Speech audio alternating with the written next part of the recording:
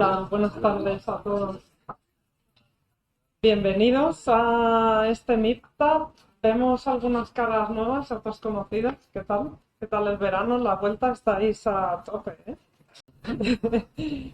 Bueno, vemos que algunos sois o no reconocemos las caras que habéis venido la primera vez. Bienvenidos. Nos gusta mucho tener a gente nueva y más en un día como hoy para dar la bienvenida a una nueva release de Java. Aquí os dejamos nuestras redes. Somos dos grupos, Madrid Java User Group y Groovy User Group, que llevamos organizando este meetup ya juntos desde hace 3 años o 4. Y nada, pues estas son nuestras redes para que nos sigáis y estéis al tanto de las novedades. Bueno, pues muchas gracias a Celonis, que es nuestro host de hoy. Alex es la persona encargada de recibirnos. Le voy a dar la palabra para que os presente Celonis y lo conozcamos mejor. Muchas gracias. Yo también he visto aquí varias caras conocidas. Bueno, me alegro que la gente repita, eso es bueno, ¿no? Creo que es bueno. Sí, sí. Para los que no nos conocéis todavía, pues nada, esta es la oficina de Celonis. Aquí tenemos 6 plantas. Llevamos en Madrid como 5 años, esto es una empresa alemana-americana. Lo que dedicamos es a Process Mining, que es parte de Big Data, pero analizando los procesos de las empresas, ¿vale? Y dándole mucho a la IA, como todo el mundo ahora. Voy a estar por aquí, así que si queréis luego en el networking me preguntáis más sobre lo que hacemos, qué roles tenemos, qué estamos buscando, o por qué hacemos los meetups, ¿vale? Lo que os apetezca. Y poco más, cosas importantes. Ahí hay una cámara que no se está usando, pero debajo de esa puerta que no se ve es el baño, ¿vale? El catering lo tenemos ahí donde habéis subido en el ascensor, que hay unas mesitas, pues ahí sobre las 8:30, 9 cuando acabemos, tenemos un rato pues para hablar todos y conocernos mejor. Y para salir, cuando queráis iros, en el ascensor hay que dar la letra P de pánico, ¿vale? Os lo digo así para que os acordéis porque es una letra muy rara, es la P, ¿vale? Y nada más, aquí encantado de tener al grupo de Java, que llevamos varios años colaborando, y ellos es una tecnología muy importante, o sea que es encantado de tenerles todavía por aquí. Muchas gracias a vosotros.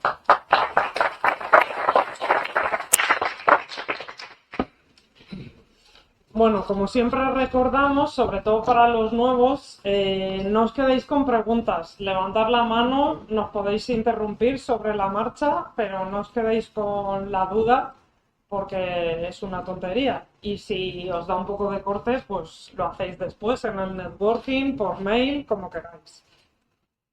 Bueno, pues vamos con este meetup. Novedades de Java 25. En mayo estuvimos celebrando los 30 años de Java, para los que estén un poco más despistados. Y hoy acogemos una nueva release, la release 25, que vamos a ver qué cosas nos trae. ¿Cuento todo esto yo? No.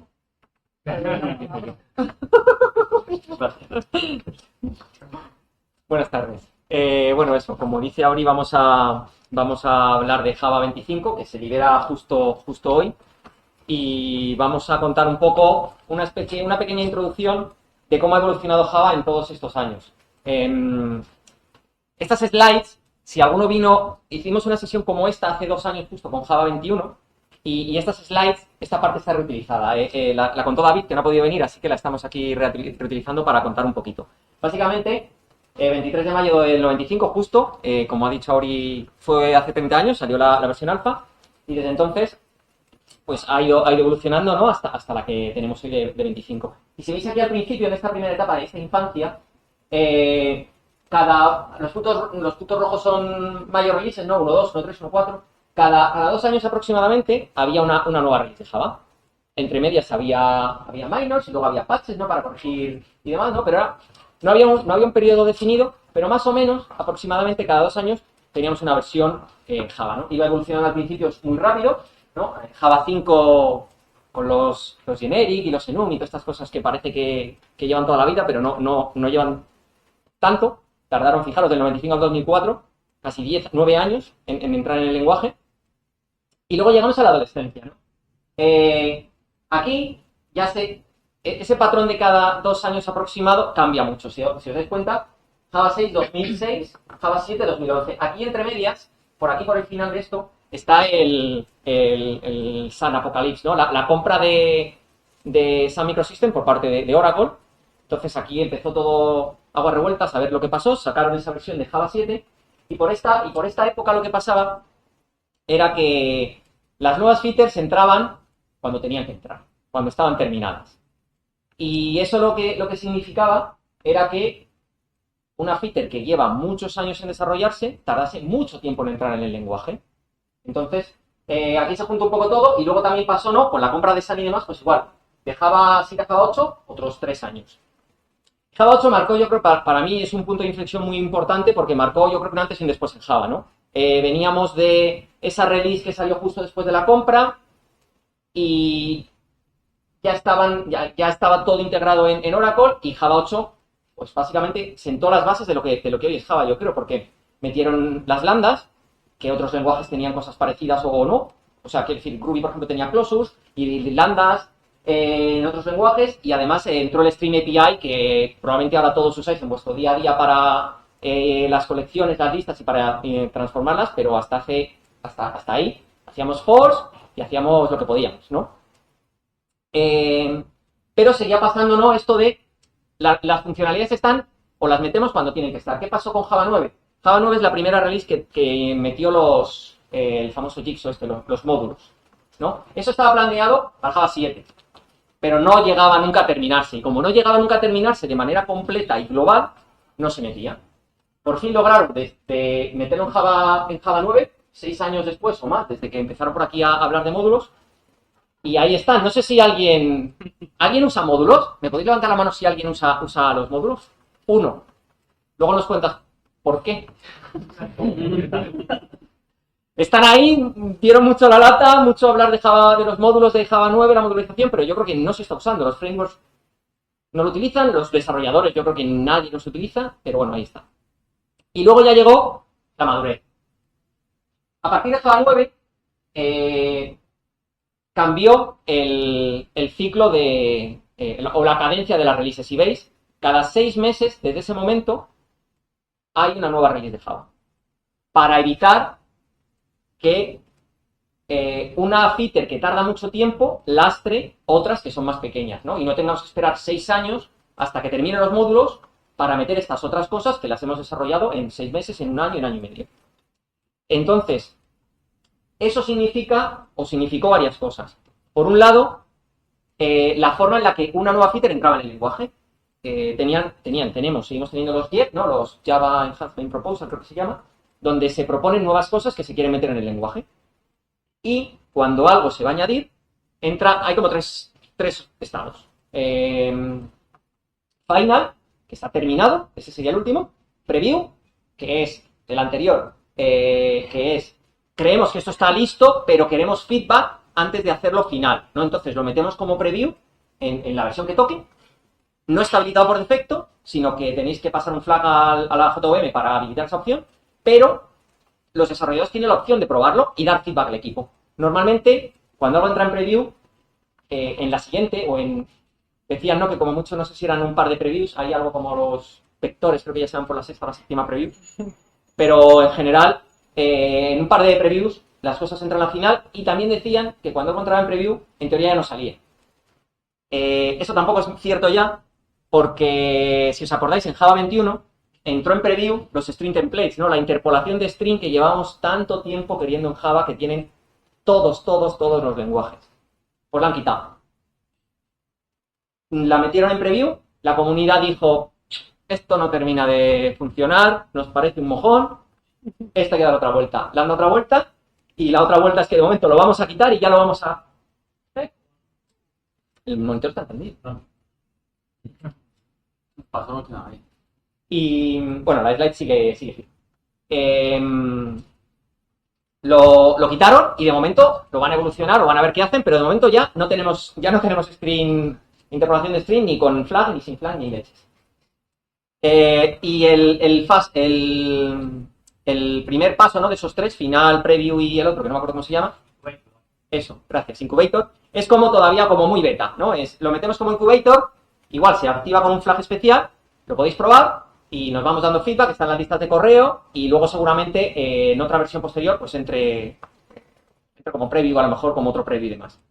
Entonces, ¿qué pasó en todo este tiempo? Pues que cada 6 meses ha ido saliendo una de esas versiones y al final lo que también querían era, o lo que se inventaron, ¿no?, es esto de LTS. ¿Qué significa LTS? Bueno, esta es la foto completa un poco, ¿no? Desde hace 30 años hasta lo que tenemos ahora, de todas las releases que ha habido. Entonces, este LTS significa Long Term Support.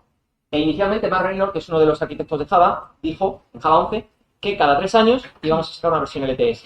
LTS simplemente significa que es una versión que va a tener más soporte por parte de los vendors. ¿Qué ocurre? No significa, porque aquí también hay un poco de... a veces no queda claro por qué no, si uso LTS, si no uso LTS, ¿qué pasa si es una versión? No, estamos en Java 11 y aquella es 17, la LTS hasta hoy era 21, ¿qué pasa si usamos 22, 23, 24, ¿no? Hasta la nueva LTS que es 25. ¿Qué pasa si usas 22, 23 o 24? No pasa nada. Sigue siendo válida, es una versión válida para producción, pero lo que os puede pasar si la utilizáis, y por eso seguramente... ¿Cuántos estáis usando Java 21 en producción? ¿Me podéis levantar la mano? ¡Qué poquitos! 17, 11, 8... Madre mía, fuera. Actualizar. Lo que os puede pasar si utilizáis unas versiones intermedias es que, o sea, básicamente las intermedias en cuanto sale la siguiente se deprecan. No se les da más soporte y mueren ahí. Entonces, si estáis usando Java 22 y hay una vulnerabilidad, puede que la corrijan en Java 23 y os obligue y os fuerce a pasar a Java 23 para corregirla, porque no os la corrigen en Java 22. Si estáis usando Java 21 o Java 25, la van a corregir en la última y van a hacer backport hasta abajo. Seguramente hasta Java 8 incluso. Entonces, estáis tranquilos en ese sentido de que no vais a tener que actualizar una versión de Java a marchas forzadas porque hay una versión de vulnerabilidad, una vulnerabilidad importante que a lo mejor vuestro framework, vuestras bibliotecas, ni incluso a lo mejor no están preparadas todavía para Java 23 porque ha salido hace 2 días y como no es una versión LTS, la gente no se pone tanto las pilas y entonces os puede pillar un poco ahí a contrapié. Entonces, por eso mucha gente vamos saltando de LTS en LTS, porque sabemos que los frameworks están preparados, sabemos que las bibliotecas están preparadas y sabemos que no pasa nada porque podemos mantenernos en una LTS más tiempo porque vamos a tener soporte, ¿no? Entonces, bueno, cada 3 años y luego se dieron cuenta que es como, no, mira, es que cada 3 años es mucho porque la gente hace lo que yo acabo de decir, ¿no? Va saltando de LTS en LTS, entonces para que no se junte tanto, en el año después de la 17 dijeron, no, mira, la siguiente va a ser en 2 años y a partir de ahí es cada 2 años. Por eso la siguiente después de la 17 LTS es la 21, es la que la mayoría estamos usando en producción. Y la siguiente, que es la que se libera hoy, de la que vamos a hablar durante la charla, es 25. Os recomiendo, bueno, entiendo que los que estáis usando Java 8 y 11, pues no lo hacéis por gusto, a todo el mundo le gusta estar en las últimas versiones siempre. Recordatorio, recomendación, actualizad siempre que podáis, porque en la mayoría de los casos, sobre todo si ya estáis en 17, la actualización de 17 a 21, en mi caso, mi experiencia fue básicamente trivial. Cambiamos la versión, pasó el CI, porque no había nada que cambiar, y desplegamos. Y nosotros notamos en algunos endpoints, tenemos aplicaciones Spring Boot, ¿cómo se dice esto? Reducción de latencia de los endpoints como un 30%, simplemente gratis. Mejoras de rendimiento por cambio de versión, porque mejoran muchas cosas, porque mejoran el bytecode o generan bytecode más optimizado. Entonces, cambiar de versión de Java a una posterior, sin cambiar framework, sin cambiar versión, sin cambiar nada, siempre viene bien porque vais a tener muchos. Y con esto, con esta pequeña introducción, vamos a hablar ya de mejoras que ha habido en Java 25. Bueno, hasta Java 25. Hemos elegido, teníamos una lista de todas las mejoras de 22, 23, 24 y 25. Las hemos agrupado, algunas se han quedado fuera y hemos elegido las que creemos que son más importantes, las que más nos han llamado la atención a nosotros. Algunas son de lenguaje, otras son de performance, otras son de cómo el compilador hace sus cosas por dentro, las iremos viendo. And main variables and patterns. Esto básicamente lo que significa es que, imaginad que tenéis este código chorra, que coge una lista, ¿vale? Es una forma cutre de saber el tamaño de una lista. En vez de hacer .size, tienes una variable, la iteras y ¿no? Coges el total, vas contando y ese order que está ahí lo ignoras, no haces nada con él, ¿vale? No pasa nada, esto compila, esto funciona, pero esa variable order sin usar, a lo mejor este ejemplo es una chorrada, pero a lo mejor algún compañero cuando revisa tu pull request puede pensar, ¿se te ha olvidado usar el order? ¿O es que no lo has usado porque no lo necesitas para este caso, ¿no? Entonces, este ending variable lo que significa es eso, ponemos un underscore y significa, esta variable me da igual. tengo que poner algo porque si no esto no es así, pero me da exactamente igual. Estoy diciendo explícitamente que no la quiero utilizar. Por ejemplo, aquí tenemos otro ejemplo con Switch, con el pattern matching de Switch. Tenemos ahí una clase que tiene una pelota roja, verde y azul, y abajo en el switch tenemos esto, ¿no? Si la pelota es roja, llamamos a un método, a otro y a otro. Y si os dais cuenta, no estamos pasando la variable red, ni blue, ni green, estamos pasando la pelota. No las estamos usando, entonces es lo mismo. ¿Se le ha olvidado a mi compañero utilizar la variable o es que conscientemente lo ha hecho? Pues le pones un underscore. Es una pequeña tontería, pero al final creo que deja más claro la intención del desarrollador a la hora de escribir ese código. Markdown. Por fin podemos escribir. Hasta ahora estamos acostumbrados a escribir el Javadoc así, ¿no? Barra asterisco asterisco, empiezas a poner ahí tu rollo en el Javadoc y pones cosas como, ¿no? El llave @code, eso luego te lo pinta como código, o cuando pones el @link, ¿no? Todas esas cosas que está muy bien, que llevamos 30 años escribiendo Javadoc así, pero es un poco. Ya, perdón. Y es un poco raro porque no estamos acostumbrados a escribir esto, ¿no? Y por otro lado, Markdown está en todos los sitios. Estamos todo el día escribiendo Markdown en 1000 cosas. Entonces, ya en Java 25 podemos escribir nuestro Javadoc en Markdown. Lo que han puesto es esas 3 barras. Con eso, todo lo que va ahí es Markdown y se interpreta como Markdown. Entonces, por ejemplo, veis aquí arriba el corchete string corchete. Eso lo que hace directamente poner el enlace a la clase string, sin @link y sin cosas parecidas. Los backticks, pues como ya sabéis, ¿no? Te lo pinta como código. Podéis poner las listas con el guión o con el asterisco. Básicamente, lo que hagáis en Markdown está soportado. Y bueno, este es un div así, ¿no? Para que veáis un poco, ¿no? Los cambios, por lo típico, el code, los backticks, estas cosas de aquí, el @return, el @sí, el throws, estos son casos especiales y en Java 25 todavía no están adaptados del todo. Por ahí, si miráis el JEP, hablan que en futuras evoluciones mejorarán esto, pero de momento lo más básico o casi todo eso lo puedes escribir con Markdown. Y por supuesto esto renderiza tal cual. Este es un pantallazo con IntelliGate renderizado en Markdown, que es exactamente la misma salida que se hubiera renderizado el Javadoc normal, ¿no? String gatherers.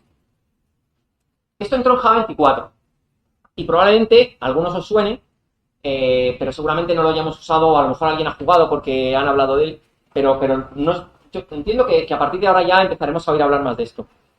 Básicamente lo que querían, o lo que quieren conseguir, o lo que querían conseguir con estos gathers es mejorar el API de Stream API. Sabéis, como he dicho antes, que entró en Java 8, ha habido pequeñas mejoras por el camino, pero tampoco ha habido muchas mejoras importantes.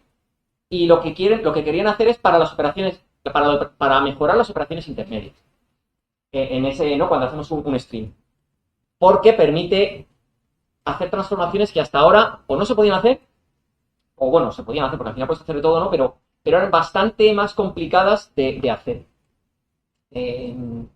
Básicamente aquí tenéis un ejemplo de un stream, filtras, haces el filtro, el map y el toList, ¿no? Por ejemplo, el toList lo metieron en, no me acuerdo qué versión, 18, 19.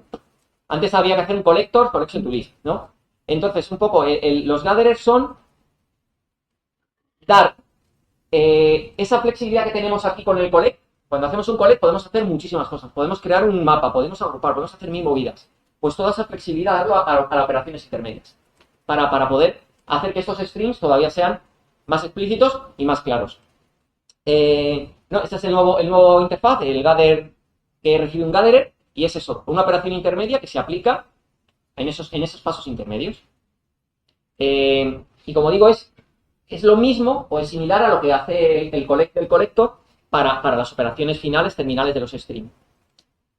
Y la gracia de los gatherers es que permite hacer un poco de todo. Cada elemento que recibes cuando estás recorriendo el stream, pues lo puedes transformar de uno a uno, o sea, recibes uno y puedes devolver uno, devolver muchos, o recibir muchos y devolver uno o muchos, ¿no? Básicamente, permite mantener un estado y permite hacer un poco lo que quieras.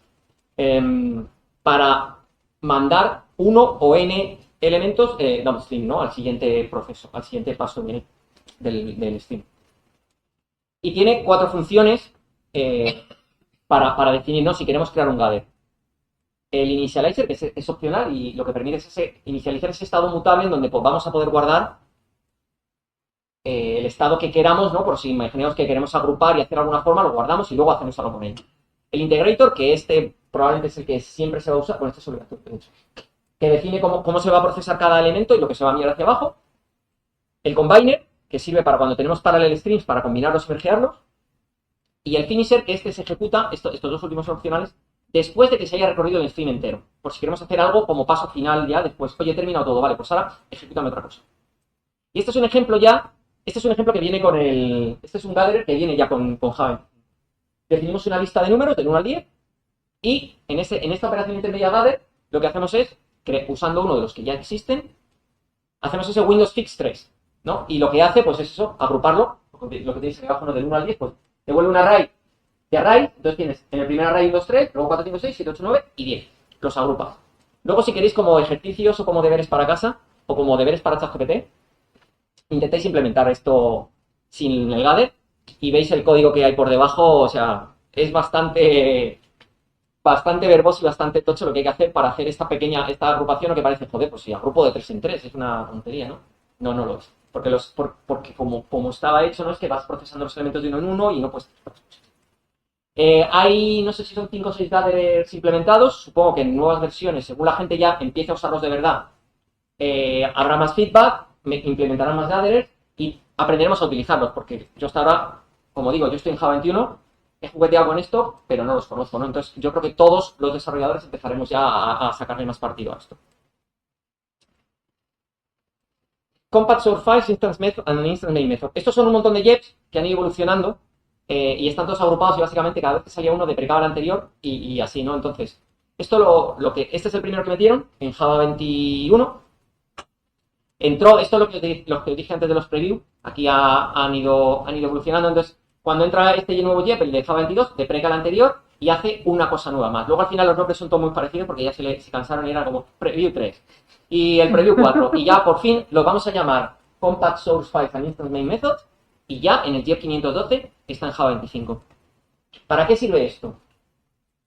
El objetivo principal de esto es que haya una curva de aprendizaje para introducir Java de manera más fácil para aprenderlo. Imaginaros que estáis enseñando Java a alguien que no sabe programación, que no sabe nada de programación, ¿vale?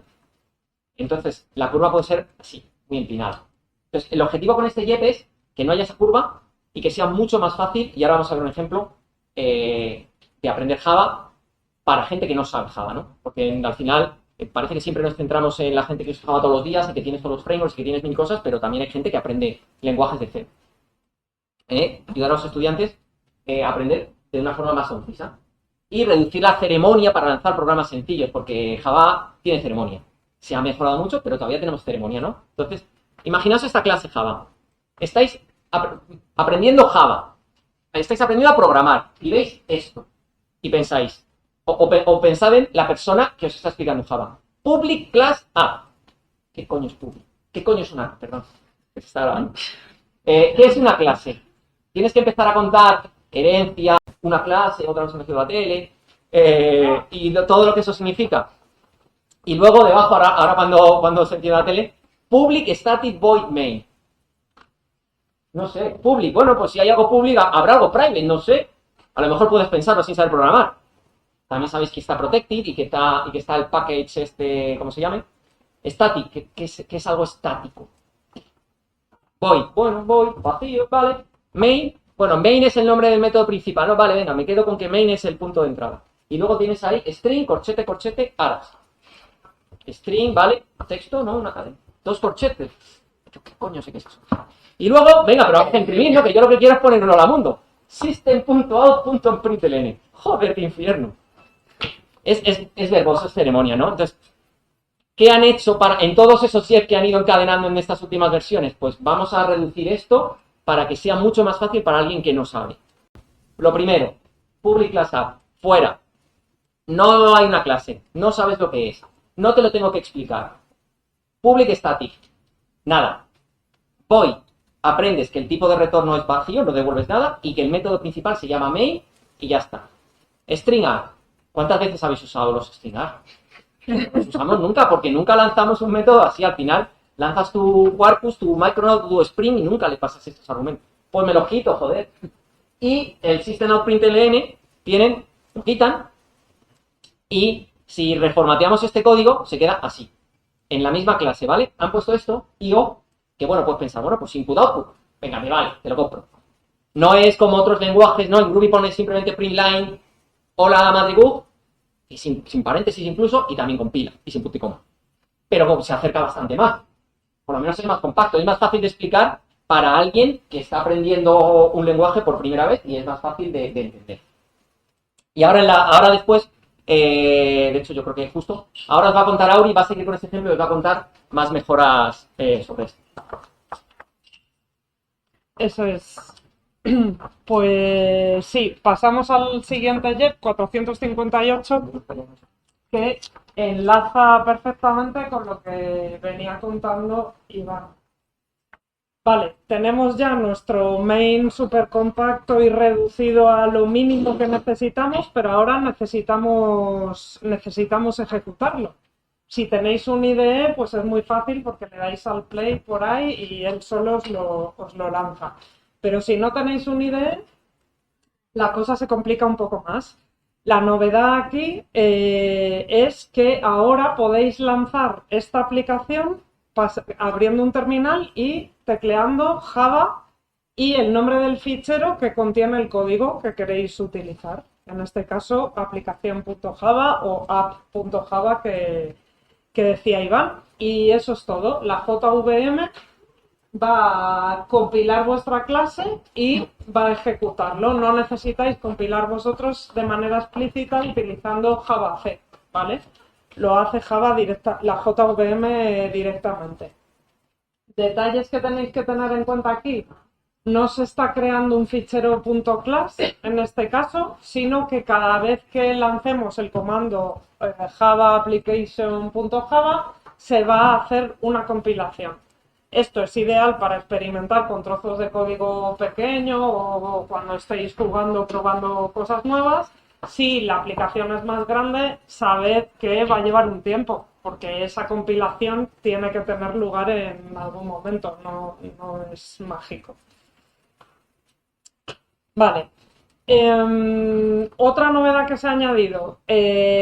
Antes, si teníais un método main que dependía de otra clase, para poder lanzarlo con el comando java application.java se podía hacer, pero la condición era que teníais que tener todo ese código, todas esas clases definidas en el mismo fichero.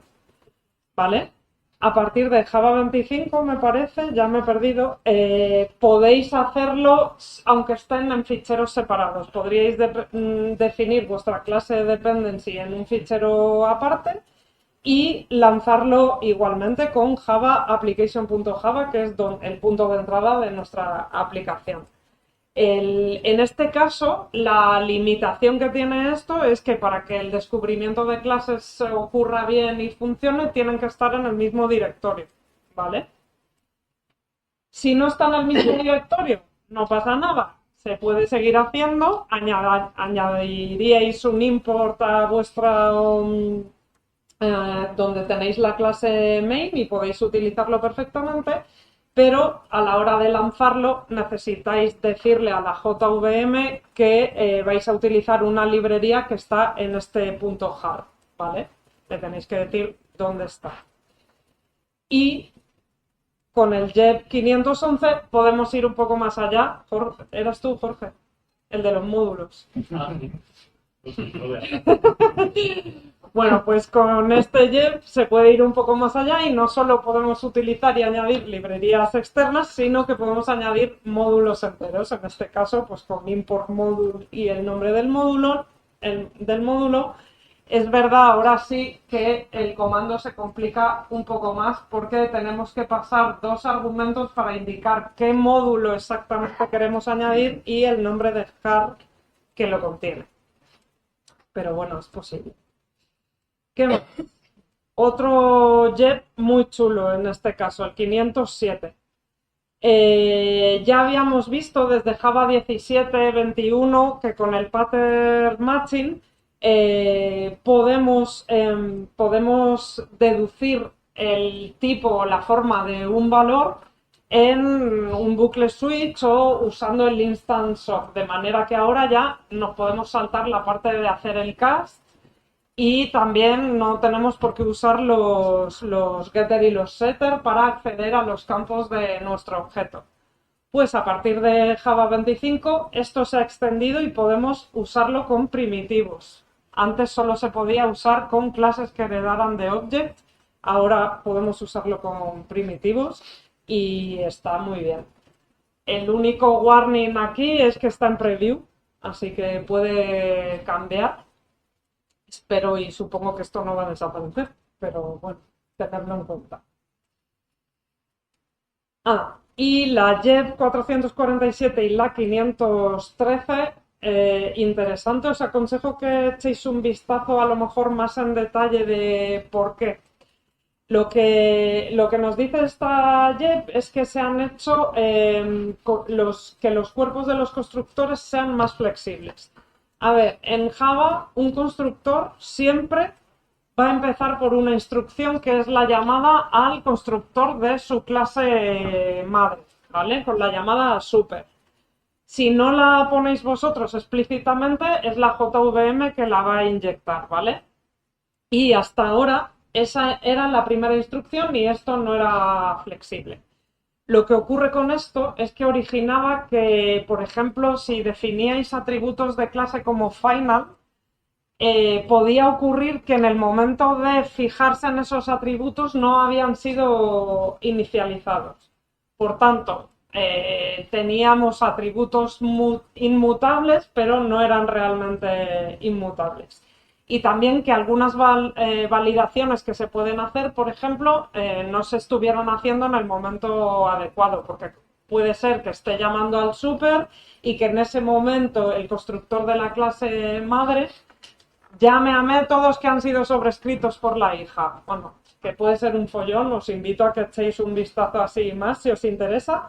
El caso es que a partir de Java 25 esto ha ganado mucha flexibilidad y ahora podemos poner la llamada a super de manera explícita después de hacer pues, validaciones.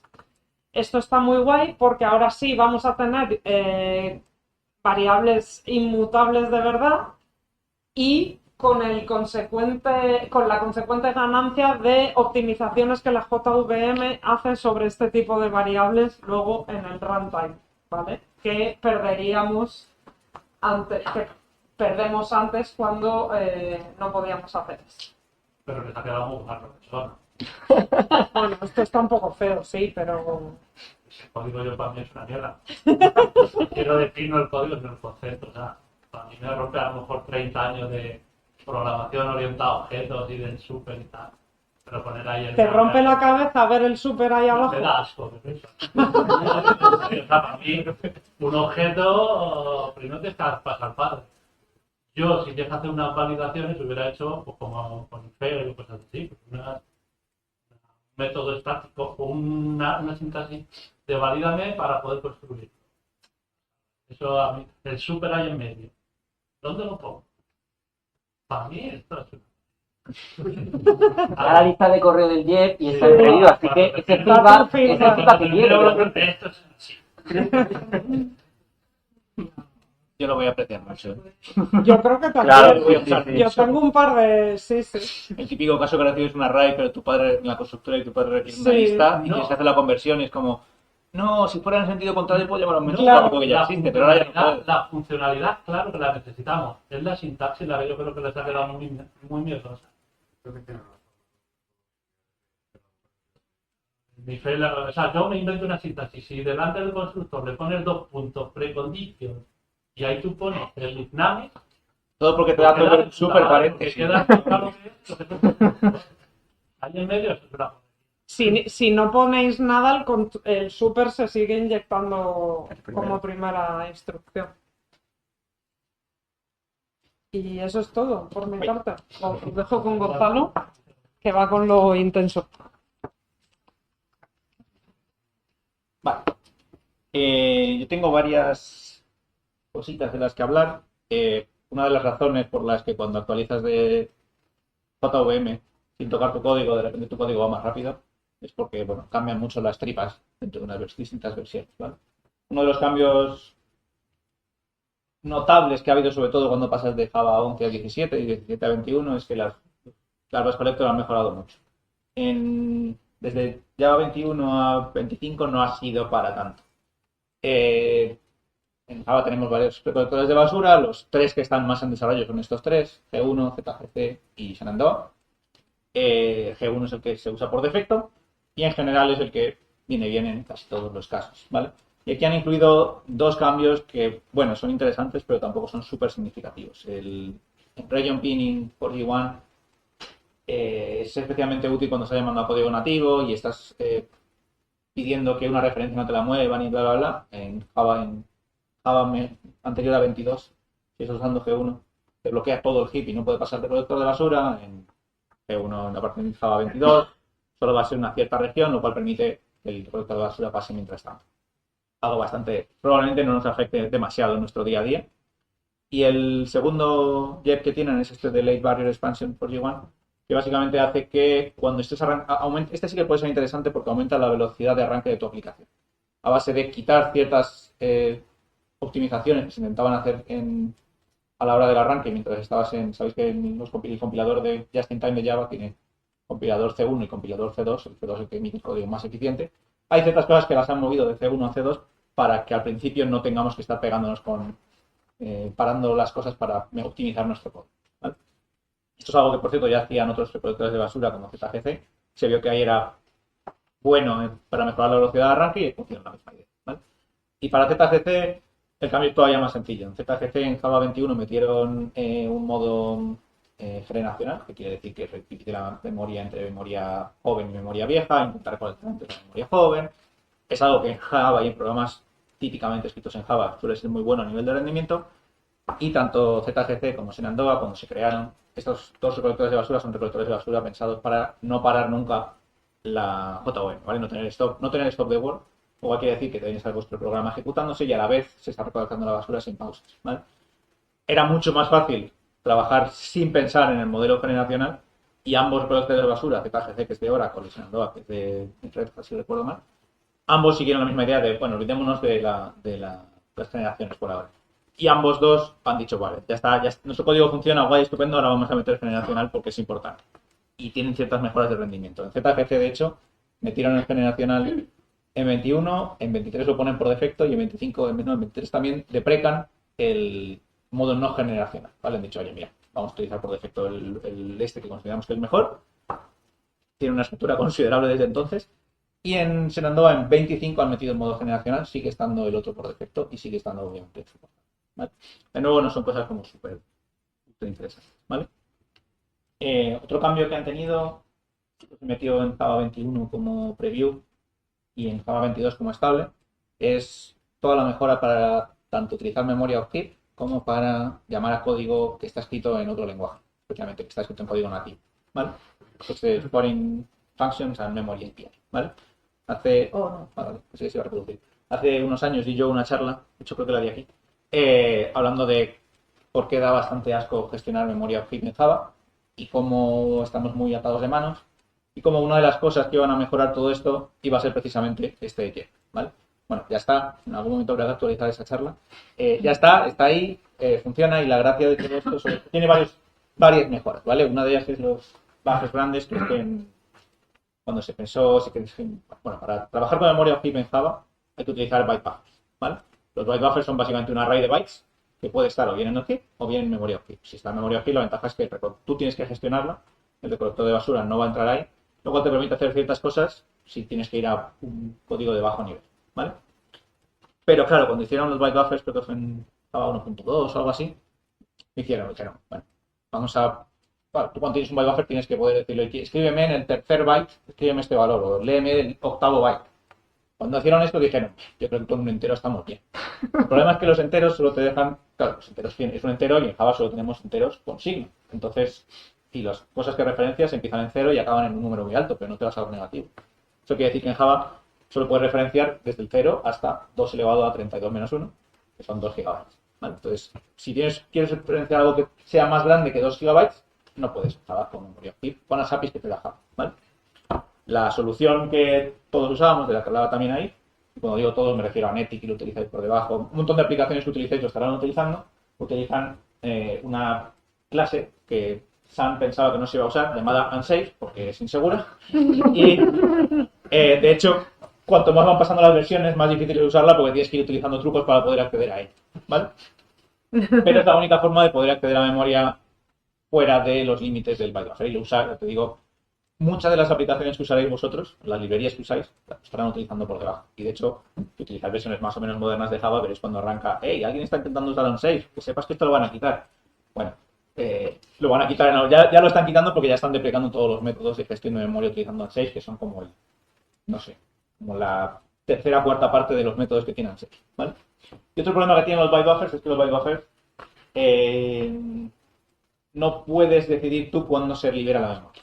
Lo cual, cuando estás trabajando con grandes cantidades de memoria y estás precisamente viéndote ese código nativo, es importante, ¿vale? Eso genera un montón de problemas y la solución de Java es decir, bueno, ya pasará el recolector de basura, limpiará el objeto byte buffer que está en el heap y eso borrará como memoria nativa, pero eso no funciona. Nadie lo usa porque es muy problemático.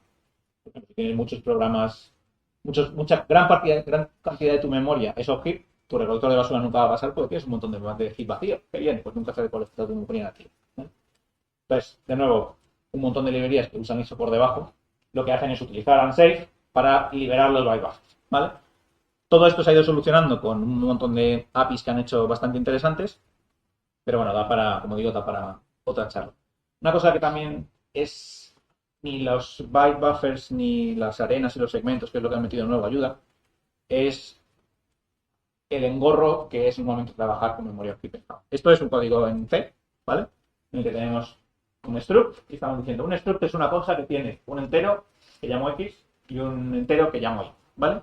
Y esto concretamente quiere decir, dependiendo de así que depende de muchas cosas, pero dependiendo de tu compilador tendrás 32 bits para primero y luego 32 bits. Y lo que está diciendo esto es que los primeros 32 bits son X, los segundos 32 bits es Y, ¿vale?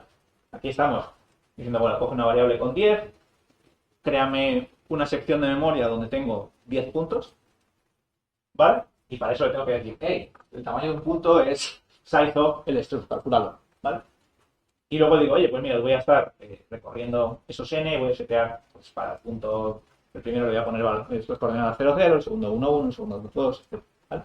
Y finalmente, como es Java tengo que liberar la memoria, ¿vale?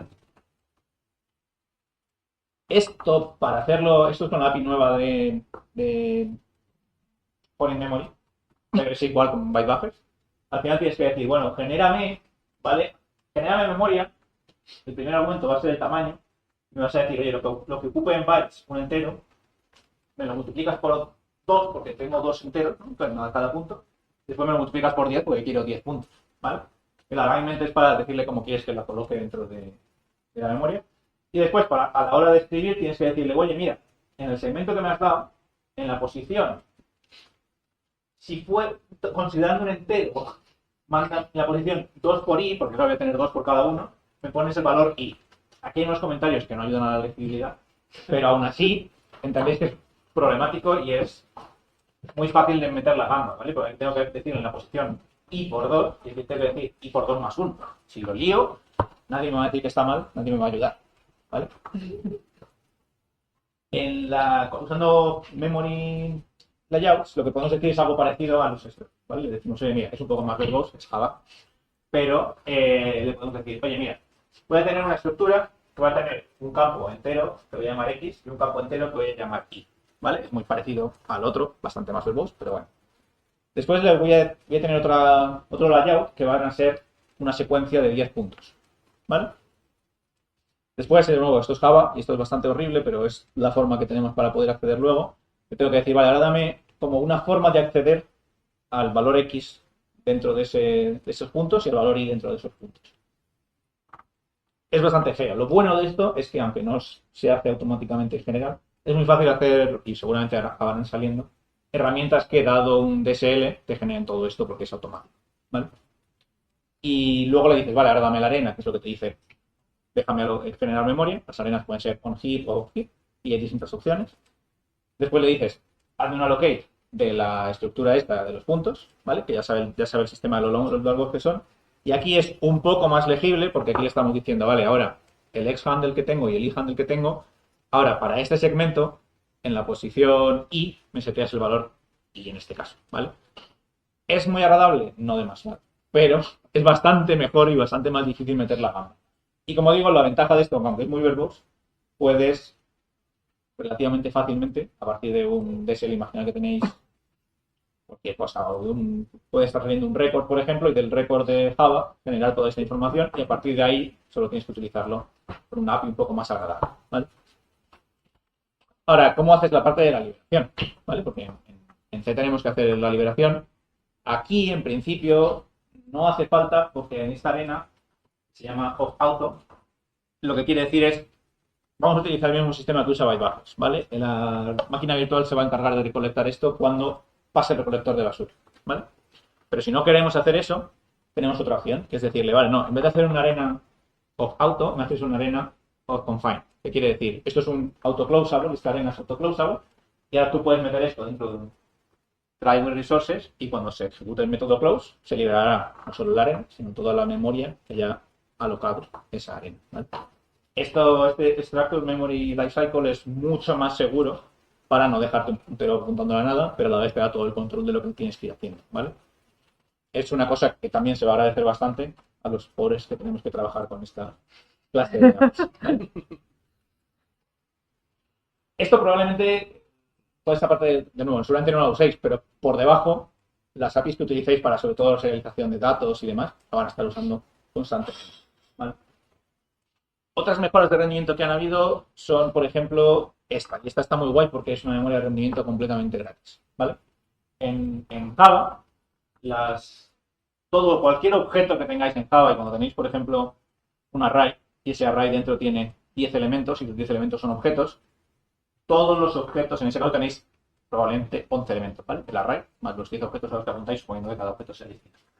Por cada objeto que tenéis, estáis pagando la palabra mark word y el class word, ¿vale? Eso es una cabecera que tienen todos los objetos. Si ese objeto luego tiene dos enteros, tenéis dos enteros, cada uno con sus 32 bits de memoria, pero además estáis pagando 64 bits para guardar la cabecera y, en el caso peor, 64 bits para guardar el puntero de clase, aunque normalmente prácticamente todos corremos con press class pointers que hace que en lugar de 64 sean 32. Pero estáis pagando al final, ¿no das cuentas?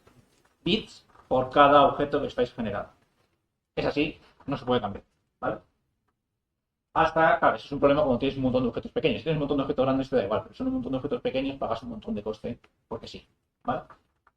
Esta es una feature que se lleva buscando bastante tiempo y lo que hace es que junta ambos bits, ¿vale? Generando una cosa que no hace falta que tengáis que entender, pero básicamente tienes más o menos la misma información cambiando un bit arriba, bit abajo, y hace que en lugar de pagar esos 96 bits, estáis pagando solo 64, solo por cada objeto que tenéis, ¿vale? Esto en algunas pruebas, algunos benchmarks y demás, bueno, como veis ahí, ha dado un uso de heap bastante menor en ciertos benchmarks y sobre todo un mejor uso de la CPU y reducción de basura. Como digo, de gratis, porque siempre y cuando podáis tener 6 punteros comprimidos, que es lo que suele usar todo el mundo, podéis usar esto y vais a estar usando menos memoria porque sí, ¿vale? Para utilizarlo en Java 25 basta simplemente con poner esta sentencia que tenéis ahí y ya estaría. En Java 24 sí que hace falta habilitar las funcionalidades experimentales, pero eso. Otra funcionalidad más del lenguaje que han añadido es estos stable values. En Java tenemos atributos que son normales y atributos que son finales, atributos que son estáticos y atributos que son de clase, ¿vale?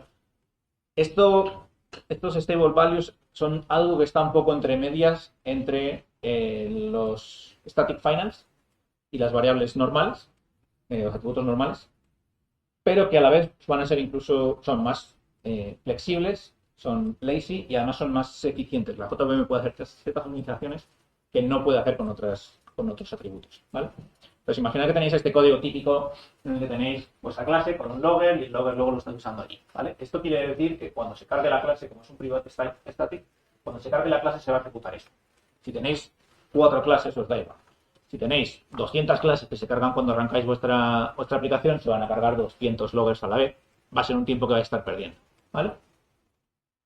Lo que proponen aquí es que digas, oye, en lugar de utilizar esta construcción de aquí, vamos a utilizar esta otra. Y aquí lo que tenemos es no un static final, pero aquí lo que tenemos es un stable value of, y esto es súper fácil de inicializar, ¿vale? Esto simplemente es, sepas que haces un allocate de un objeto, pero no estás calculando todo lo que tiene, por ejemplo, en el logger tienes que estar leyendo, no justo ahí, pero tienes que conectarte a todo el framework de tu sistema de logueo, que puede tener un coste añadido, ¿vale? Aquí no está haciendo literalmente nada, solo genera un par de bytes de bytes. Y lo que estamos cambiando aquí es, llamamos este getLogger, y este getLogger lo que hace es, devuélveme el valor del logger, o si no, llama esta lambda, ¿vale? Y lo que hace el sistema es que esta lambda solo se llama una única vez. Una vez se ha llamado, se guarda el valor que ha devuelto y siempre se devuelve el mismo valor, ¿vale? No es exactamente, si tienes concurrencia entre ellas, se va a llamar probablemente más de una vez, pero solo va a haber un ganador en quién es el que se usa, y a partir de ahí siempre se va a usar el mismo.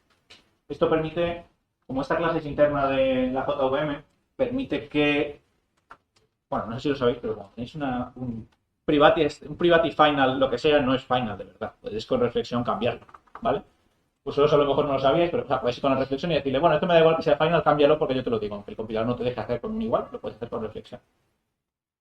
Nosotros podemos no saberlo, pero la JVM lo sabe. Como lo sabe, no lo optimiza, ¿vale? No puede optimizar diciendo, esto es final, genial, voy a utilizarlo, voy a estar seguro de que siempre es el mismo valor. No, porque puede cambiar. Como no lo optimiza, hay ciertas optimizaciones que no podemos hacer. De hecho, en la JVM hay anotaciones internas para decir, hey, esto de aquí va a ser final de verdad, ¿vale? Y solo se pueden poner dentro del código propietario, el código interno de la JVM, y eso lo usa el compilador especialmente. Como esta clase está dentro de la JVM y el valor que va a guardar dentro tiene ella, le puede poner esa anotación y eso va a permitir ciertas optimizaciones. Seguramente no sea low mining, pero va a ser algo que puede ser interesante, ¿vale? Y esta tabla que está literalmente copiada del JEP es bastante interesante, ¿vale? Entre un final field y no final field tenemos aquí las distintas opciones, ¿vale? La diferencia de aquí es que aquí el valor se va a actualizar 0 o una vez, dependiendo de, pues, cuando nunca se acaba llenando ese código, por ejemplo, nunca se cambia. Y la gracia es que tiene como la mejor parte de todo, ¿no? Porque lo puedes cambiar desde varios lados, lo puedes llamar de manera concurrente y a la vez solo vas a tener un único elemento, ¿vale? Estas son cosas que en Java lenguaje no teníamos, en otros lenguajes como Kotlin que hace un montón. Pero está muy bien que, como digo, vaya hasta lo más profundo de la JVM para que de esa forma podamos optimizarlo de otras maneras, ¿vale? Otras dos cosas en las que no quería entrar demasiado es el Ahead of Time Profiling, que es, alguna vez seguramente habéis oído hablar de Graal y la compilación Ahead of Time, que quiere decir, oye, compílame el código en lugar de a bytecode, compílame el código de máquina. Y para hacer eso tienes dos opciones. O bien le dices al compilador, bueno, haz como si fuera C++ o C++ y intenta inferir la mejor forma de combinar esto, pero eso da unos resultados bastante ochos, ¿vale? Lo que le puedes decir a Graal es decirle, oye, mira, Graal, voy a ponerte a ejecutar en modo normal, en modo compilación just in time, no ahead of time. Guarda el profile que has hecho, como, oye, mira, aquí te he puesto que esta variable era una lista, pero la verdad es que en el 99% de los casos es una array list, así que usa una array list y así va a ser más rápido, ¿vale? Eso lo puedes hacer en Graal, guardas ese profile, lo dejas ahí puesto para que la Ahead of Time Compilator use esa información para generar un código más eficiente, ¿vale? Esto de aquí no es para Graal, pero os explico todo lo otro porque es algo parecido. Aquí lo que decimos es, usa la JDK normal, ¿vale? Arranca la JDK en modo, sácame un profile de lo que vas a hacer. Te ejecuto con una serie de pruebas, puede que en código en producción, pero normalmente la idea es que lo hagas con un código de tus pruebas que tengas. Y cuando terminas le dices, vale, ahora tengo el volcado de este profiling que has hecho. Ahora, cuando arranque mi aplicación normal, con mi compilador just in time, te añado además la información de profiling, ¿vale? Entonces, según haces eso, el compilador se olvida de tener que estar analizando el código al principio, mientras lo sigue analizando, pero va directamente a compilar a C2, que es el código más eficiente. Y si luego hay alguna cosa que ha cambiado entre tus pruebas y el código en producción, bueno, lo deshace, como lo ha hecho siempre la JVM, pero se ahorra un montón de tiempo de calentamiento, ¿vale? Con esto básicamente te quitas el tiempo de calentamiento. Hay varias opciones para hacerlo y tal, echarle un vistazo a los jets para ver los detalles. La otra es el Vector API, que es una API que es muy interesante para gente como yo, que trabajo en una base de datos en los que literalmente trabajamos con vectores para intentar utilizar instrucciones SIMD para que vaya el código más rápido de lo que estás haciendo. Esto en Java a día de hoy solo se puede hacer rezando al dios del JIT y suponiendo que el código que has hecho es fácilmente optimizable para tu compilador y con suerte lo hará. Y si no, pues una pena, ¿vale? Y no lo sabes, a veces lo hará, a veces no. cambias dos tonterías en tu código y ya no lo hace. Con la idea de esta API es que puedas tú especificar qué quieres hacer. Vale, ya sé, mira, voy a utilizar estas instrucciones bien complejas para hacer esto, ¿vale? Entonces tú lo puedes configurar para que funcione y además tiene la ventaja de que si estás corriendo en una CPU que no tiene esas instrucciones, las simula o básicamente expande eso en código. Entonces hace un trabajo similar al que harías si escribes el código normal. El código que te queda es bastante horrible, más feo todavía que os he enseñado antes. Y tiene un pequeño problema y es que a día de hoy no funciona muy eficientemente hasta que no pongan los value types en Project Valhalla, que por cierto parece que puede entrar en Experimental para Java 26. Sea como sea, a día de hoy está todavía muy verde. Como decía antes Iván, estamos en el 10º Incubator. Incubator es la primera fase, ¿vale? O sea, llevamos 10 releases al menos. Esto se ha ido cambiando, se ha ido mejorando, se ha ido tal. Está en un estado que está más o menos aceptable, pero hasta que no estén los value types probablemente no se usan y pues tampoco hay que dedicar mucho más tiempo en meter los códigos y demás. Vale, como sabéis que en Java 21 de las grandes cosas es que metieron Virtual. El Virtual 3 es como una de las grandes cosas que, por ejemplo, lenguajes como Go, que compiten en tú a tú con Java, tienen como cosa fundamental, ¿vale? Es decir, hagamos la concurrencia más fácil de entender y más fácil de usar, ¿vale? Los Virtual Threads es algo que se lleva intentando meter durante mucho tiempo y en Java 21 lo pusieron como estable. Todavía hay cosas que mejorar en los Virtual Threads en sí y sobre todo la integración. Estamos todavía trabajando en que la integración con los frameworks sea más amena, ¿vale? Por ejemplo, si usas Spring o usas Jersey o lo que sea más fácil poder utilizar Virtual Threads en ese código, ¿vale? De forma que la mayoría es que si tienes código bloqueante, tienes que ir a tu base de datos y demás, no tengas que estar utilizando APIs reactivas, por ejemplo, para utilizar los CPUs de una forma eficiente. A día de hoy la única forma que tenemos básicamente es utilizar APIs reactivas o cosas así que te molestan mucho en la forma de escribir el código, son muy opinionated, ¿vale? En cambio con los Virtual Threads es un código muy natural y a la vez tienes las ventajas de no bloquear no tener que utilizar centenares de hilos que genera problemas tanto el tema de memoria como el tema de scheduling para tu sistema operativo.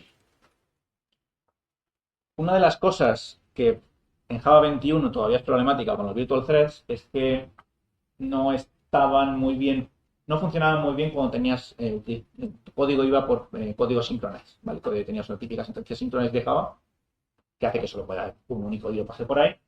En Java 21 funcionaba, pero tenía problemas. Básicamente tenías que generar un hilo nuevo para seguir manteniendo el número de hilos activos, ¿vale?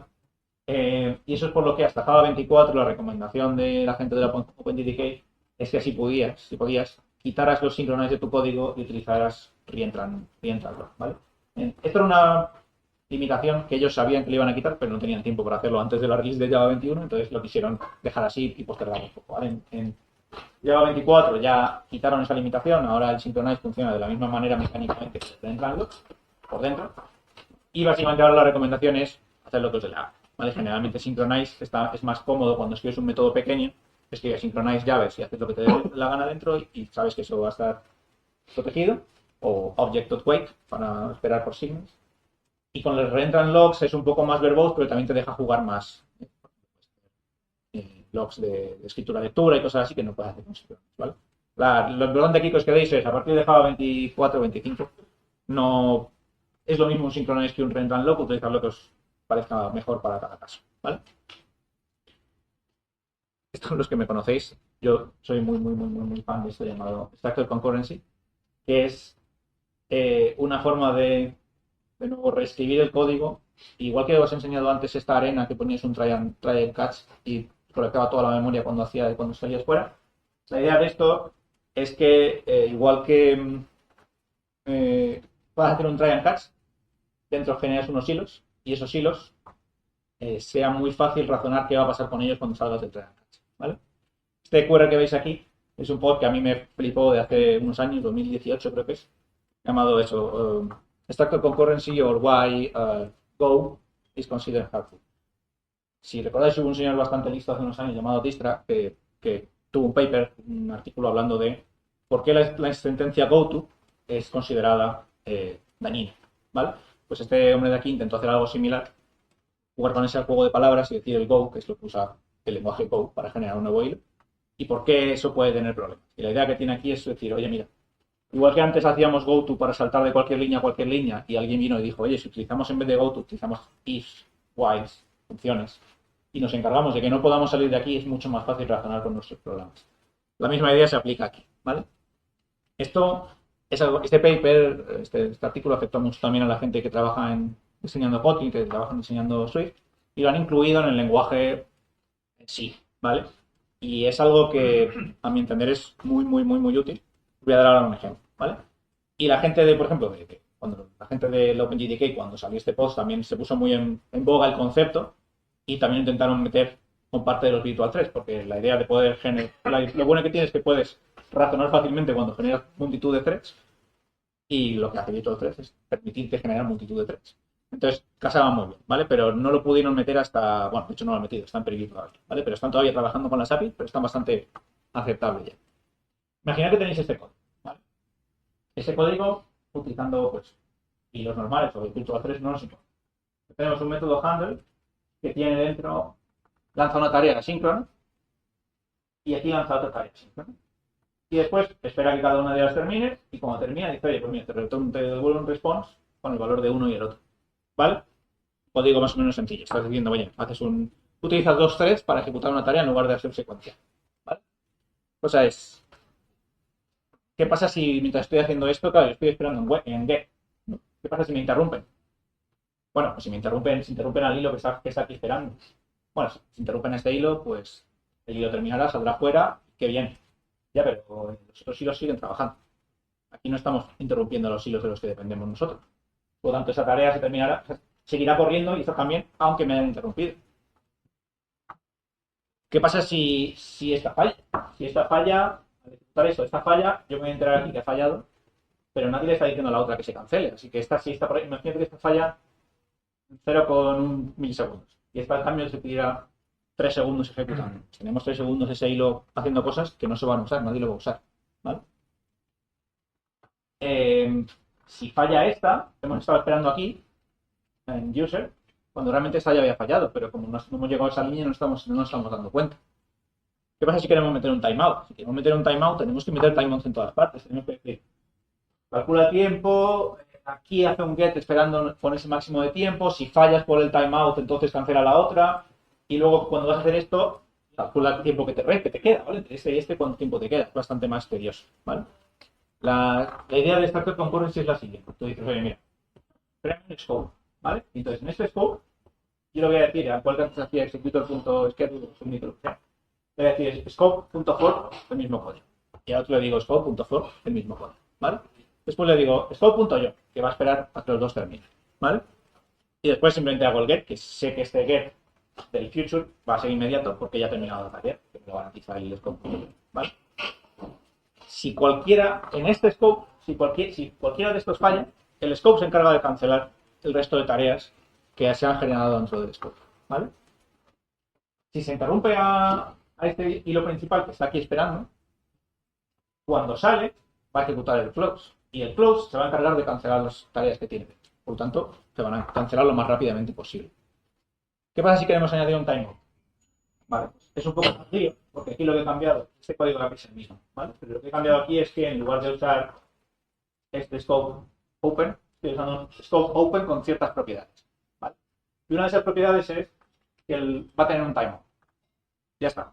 Con eso, automáticamente mi código ya se va a encargar de todos estos cálculos de numéricos de cuánto, si se cancela uno, el otro, bla, bla, se encarga eso, ¿vale? Y esto de aquí, he dicho antes, si falla find users, por ejemplo, la otra se cancela. Bueno, si quieres cambiarlo, lo puedes cambiar aquí. No tienes que hacerlo en medio del código aquí, sino que hay distintas opciones para decirle, si falla una, aborta el resto, si falla alguna, no me importa, sigue ejecutando el resto, etc. ¿Vale? Hay varias opciones distintas. Estos son los que precisamente te están pegando un poco con las previews, porque tienen que ver cómo hacer la API para que sea más usable. Pero en general, tiene la ventaja de que es mucho más fácil razonar sobre tu código. Como digo, buscar los errores aquí es bastante tedioso y tienes que tener un ojo experto para estar buscándolos. Aquí esos errores no van a estar directamente, ¿vale? O a todo caso, si te tienes que fijar en qué scope está usando la gente. Tú estás enviando una pull request, miras el scope y ya sabes lo que se espera, ¿vale? Vale, esta es una de las últimas. Los scope values, ¿vale? Scope values es algo que nace también en el paraguas de los virtual threads, porque la idea es, no sé si lo habéis usado alguna vez activamente, pero seguro que lo habéis usado como usuarios. En Java existe el concepto de thread local, ¿vale? Thread local es un atributo cuyo valor depende del hilo que lo está leyendo, ¿vale? Entonces, esto, por ejemplo, se usa en Hibernate a saco para que estás en una transición, no estás pasándote el objeto de transición por todas partes. Lo que hace Hibernate es que en un thread local guarda la transición en la que estás y si en algún momento tiene que cancelarla, comitarla, va al thread local, la coge y la vuelve a ejecutar, ¿vale? De esa forma tú no tienes que estar pasando como parámetros todo el contexto de Hibernate, ¿vale? Uno de los casos típicos, ¿vale? El problema que tiene thread local es que, de nuevo, es una API muy vieja, no estaba pensada para trabajar con multitud de threads y tiene ciertos problemas. Primero, que es bastante unsafe en el sentido de que es muy fácil manipularla desde distintos sitios y entonces tienes condiciones de carrera y la puedes estar liando. Y segundo, que cuando generas un nuevo hilo, le tienes que pasar, un hilo hijo, le tienes que pasar, puedes decirle que copie esos thread locals. Si ese thread local es grande, vas a estar pasando, como usas muchos, vas a estar copiando mucha información. Si tienes centenares o miles de hilos, tienes en una aplicación Java clásica, es un problema, pero no es para tanto. Pero si tienes millones de hilos, como puedes tener con Virtual Threads, de repente se está multiplicando la memoria, es problemático, ¿vale? Aunque una cosa muy interesante es esta parte como de especie de alternativa a la inyección de dependencias, ¿vale? Imaginad que tenemos esto es un stack, bueno, no es un stack inverso, ¿vale? Empezamos aquí la llamada, estamos utilizando Jersey y aquí nos llega una primera petición, ¿vale?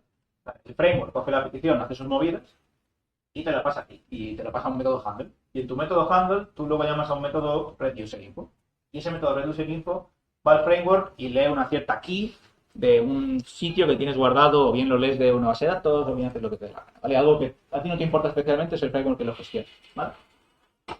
Una forma de escribir eso es la siguiente. Tú tienes tu método, esta es tu clase application, y aquí tienes un método handle. Tu método handle le añades un contexto CTX. Y entonces, cuando haces un reducerinfo, tú le pasas el reducerinfo a tu, perdón, ese contexto a tu reducerinfo, y aquí tú a tu framework le dices, oye, léemela aquí, userinfo, de este contexto. ¿Qué es el contexto? Idea, lo necesito porque lo necesita el framework, ¿vale? Y ahí estamos diciendo, pues, me están metiendo a mí conocimiento tuyo, que a mí no me importa, ¿vale? Una opción de hacer esto es utilizar, pues, inyección de dependencia. Bien, me inyecto ese contexto, entonces yo ya al método este no le estoy pasando toda esa información, no contamino mi código con toda la información esa tuya, y aquí simplemente utilizas la variable, el atributo en este caso, pero bueno, vale, me molesta menos, ¿vale? Otra opción, que es lo que hacen, pues eso, Hibernate, por ejemplo, es decir, oye, mira, en vez de hacer esto, en mi clase framework yo voy a tener un thread local. Cuando hagas un read key de lo que sea, yo voy a leer el contexto de esa variable thread local y poco más. Si antes de llamar a tu método handle, voy a setear ese valor de esa variable thread local, ¿vale? En mi código es genial, porque en mi código aquí yo no tengo que pensar en contexto. Yo aquí no tengo contexto en argumentos, no tengo que inyectar ninguna dependencia, no lo uso en mis parámetros y tampoco lo uso cuando llamo los métodos del framework. Es mucho más cómodo, ¿vale? Pero claro, tiene que estar bien implementado esto, porque si alguien se olvida, por ejemplo, de que después de ejecutar tu código tienes que limpiar el thread local, porque si no, tu código a lo mejor se ha ejecutado, he guardado esa cosa en el thread local, queda el puntero ahí, nadie lo va a usar, pero el recolector de basura no puede recoger esa memoria, porque está siendo apuntada, ¿vale? Entonces, y aparte, aunque sea muy final, para que sea estar cambiando valor dentro, pero aunque sea muy final, vas a estar cambiándolo, va a haber cambio de ese valor todo el rato, ¿vale? Los scope values, de nuevo, siguen esta metodología de extractor concurrency, extractor memory, en este caso extractor values, ¿vale? Al final la firma es la misma prácticamente, en vez de tener un thread local tenemos un scope value, ¿vale? De lo que sea. Y en vez de setearlo, lo que hacemos aquí, en vez de utilizar un try and catch, lo que estamos utilizando aquí es una API utilizando una lambda, ¿vale? Y esto se encarga, de que te están diciendo, oye, mira, ejecuta esto y en este contexto de aquí, durante esta lambda, el valor de mi thread local va a ser el que te he dicho aquí, ¿vale? El que te he dicho aquí es el valor de eso. Pues cuando yo lo lea por aquí, voy a ir ahí, luego voy ahí, luego voy a llamar aquí. Cuando lea aquí, voy a leer el valor correcto. Pero aquí es imposible que se me escape ese thread local, ¿vale? Es imposible que se me olvide recolectarlo porque es una lambda literalmente, ¿vale? ¿Cuánto vamos a utilizar esto? Pues depende del caso. Nosotros en Pinot, por ejemplo, sí que lo utilizamos bastante porque cuando estás ejecutando una query, cierta información de contexto no te apetece pasarla de método en método en método en método en método. Y tampoco utilizamos inyección de dependencias, entonces utilizamos thread.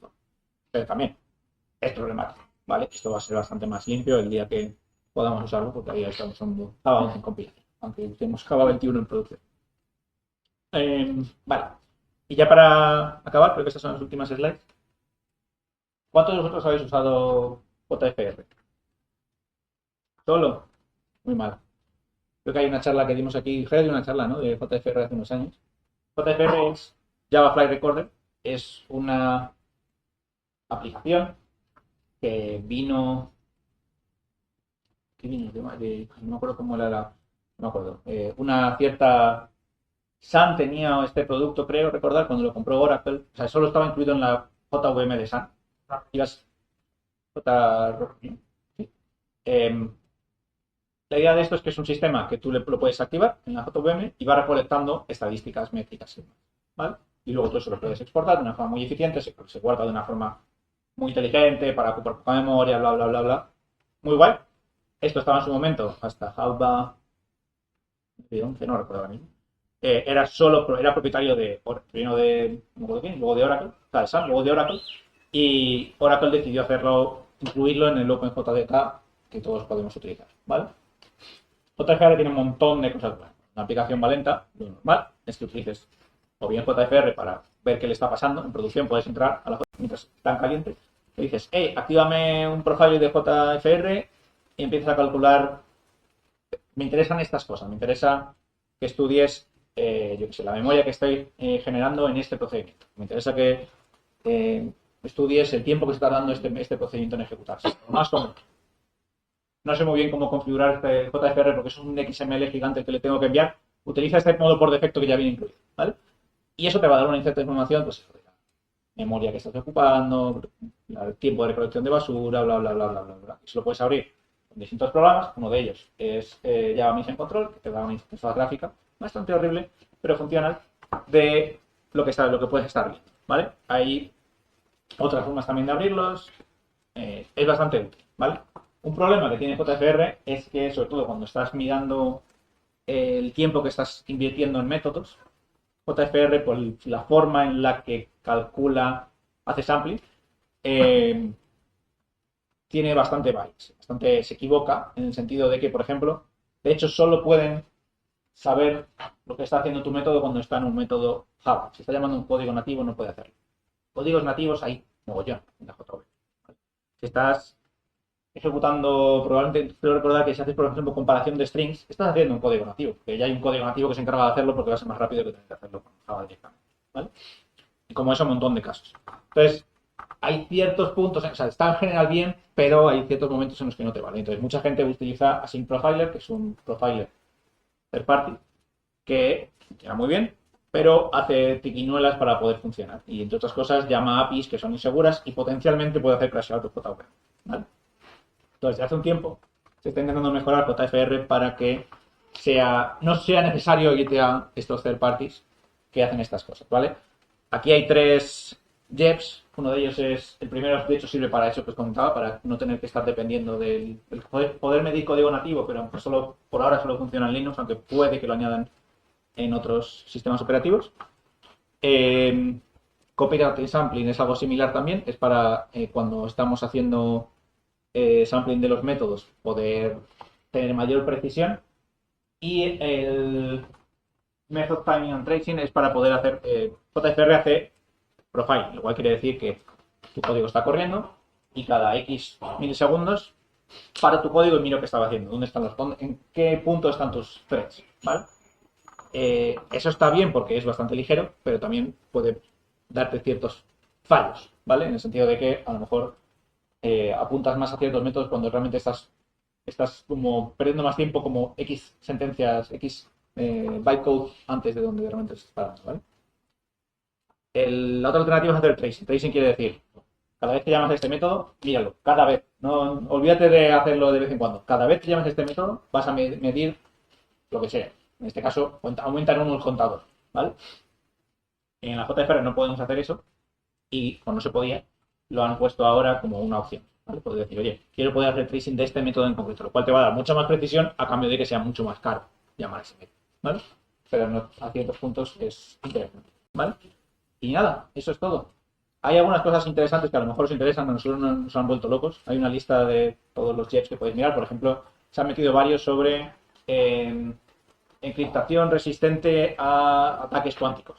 Pues la verdad es que ninguno de los tres teníamos mucho conocimiento y probablemente no sea algo que nos explote la cabeza a día de hoy, pero hay gente, por ejemplo, que está flipando con esas funcionalidades. De hecho, echadle un ojo porque a lo mejor hay ciertas cosas que a vosotros os convencen más, ¿vale? Y eso es todo.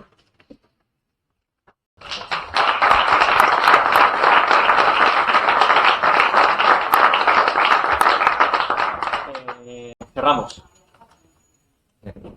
Bueno, recordamos que tenemos un Slack que no solo es nuestro, hay muchas comunidades Yug latinas que hablan español. Tenemos un canal específico de Madrid Yug y hay gente por aquí que está, o sea que os animo a que os unáis si os apetece y ahí estamos de vez en cuando hablando. Tampoco tiene mucho movimiento, pero bueno, a lo mejor lo que falta es que se apunte más gente. Sí, el Open Collective. Esto es lo que utilizamos para gestionar el poco dinero que tenemos para organizar cosas y pagar los gastos que tiene el Yug. Entonces sí podéis colaborar haciendo donaciones puntuales o periódicas y están los dos. Hay uno para Madrid Yug y otro para Madrid Book y también podéis ver ahí en qué nos gastamos el dinero. Vale, y esto, ¿alguno lo conocéis o os suena? Porque lo hemos dicho, teníamos un servidor, y el verbo es correcto en pasado, un servidor de Mastodon que montamos JVM Social, ¿no? Para hace ya 3 años por lo menos, 2 y medio, 3. Cuando Mastodon empezó a coger así un poco más de tracción, ¿no? Para hablar de la JVM y demás. No sé si sabéis que en Mastodon pues puedes tener cuenta de varios servidores y cada uno pues en teoría tiene una temática. Bueno, pues montamos uno aquí para hablar de la JVM y demás. Teníamos, lo hemos cerrado hace 2 días. Si alguno todavía, no sé si alguien tenía cuenta por aquí, supongo que os habrá llegado algún aviso. Al final no ha terminado de coger la tracción que esperábamos. Al final Mastodon yo creo que un poco está ahí, no sé si mucha gente... ¿Usáis alguno Mastodon? Jorge, siempre. Pues eso. Entonces, nada, al final teníamos un Open Collective para pagar el servidor y demás, y al final, bueno, ya nos quedaba, el dinero que nos quedaba al final ya, pues lo hemos mantenido tantos meses y lo hemos cerrado. Así que ya no nos oís hablar más de Linux. Y con esto terminamos. Vamos a hacer el sorteo. Os recordamos que justo aquí a la derecha tenemos ahora el networking. No os vayáis, además hay hoy mucha gente, y así charlamos un poco y nos conocemos más. Todavía no tenemos anunciada la siguiente charla.